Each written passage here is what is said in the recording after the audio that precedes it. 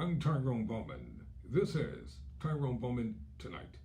This is part 2 of the story concerning the 11-time NBA champion, the Boston Celtics great, Bill Russell, who passed away at the age of 88.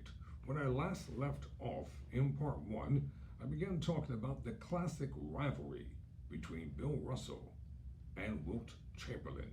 And this is where I'm going to begin part 2.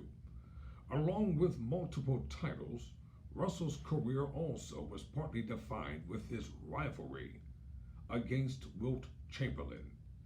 In the 1959-60 season, the 7'1" Chamberlain, who averaged a record 37.6 points per game in his rookie year, made his debut with the Philadelphia Warriors on November 7, 1959.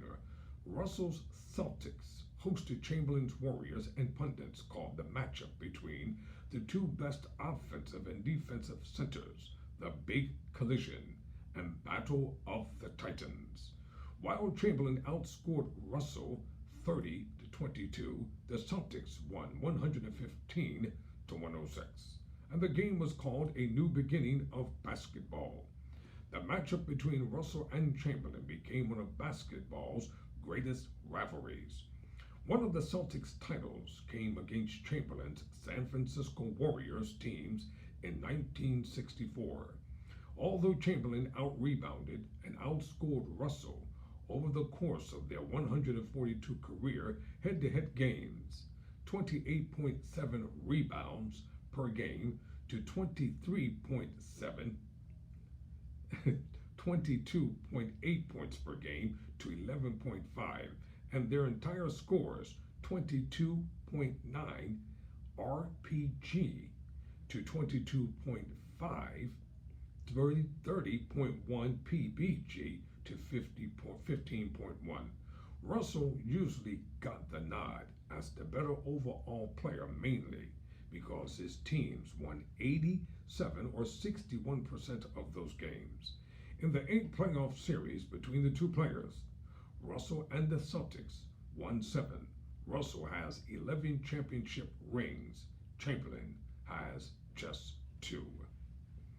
I was the villain because I was so much bigger and stronger than anyone else out there, Chamberlain told the Boston Herald in 1995.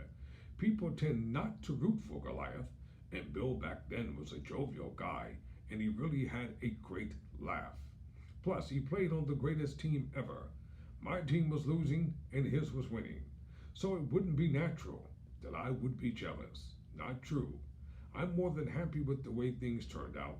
He was overall, by far, the best, and the only helped bring out the best in me, or that only helped bring out the best in me. After Russell retired from basketball, his place in its history's secure. He moved into broader spheres, hosting radio and television talk shows, and writing newspaper columns on general topics. In 1973, Russell took over the Seattle Supersonics, then a 6-year-old expansion franchise that had never made the playoffs. As coach and general manager, the year before, the Sonics had won 26 games and sold 350 season tickets. Under Russell, they won 36, 43, 43, and 40 games, making the playoffs twice.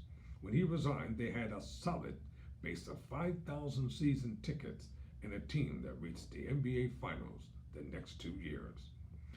Russell reportedly became frustrated over the players' reluctance to embrace his team concept. Some suggested that the problem was Russell himself. He was said to be aloof, moody, and unable to accept anything but the Celtics tradition. Ironically, Lenny Wilkens guided Seattle to a championship 2 years later, preaching the same team concept that Russell had tried to instill unsuccessfully. A decade after he left Seattle, Russell gave coaching another try, replacing Jerry Reynolds as coach of the Sacramento Kings early in the 1987-88 season. The team staggered to a 17-41 record, and Russell departed mid-season. Between coaching stints, Russell was most visible as a color commentator on televised basketball games. For a time, he was paired with the equally blunt Rick Barry, and the two provided brutally frank commentary on the game.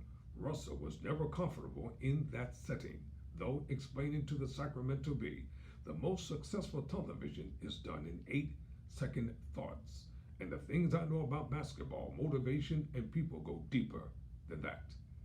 He also dabbled with acting, performing in a Seattle children's theater show and an episode of Miami Vice. And he wrote a provocative autobiography, Second Wind.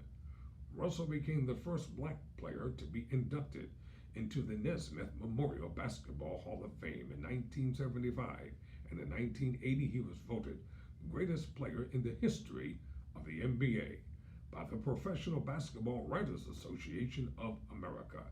He was part of the 75th anniversary team announced by the NBA in October 2021. In 2013, Boston honored Russell with a statue at City Hall Plaza. So much for shut up and dribble.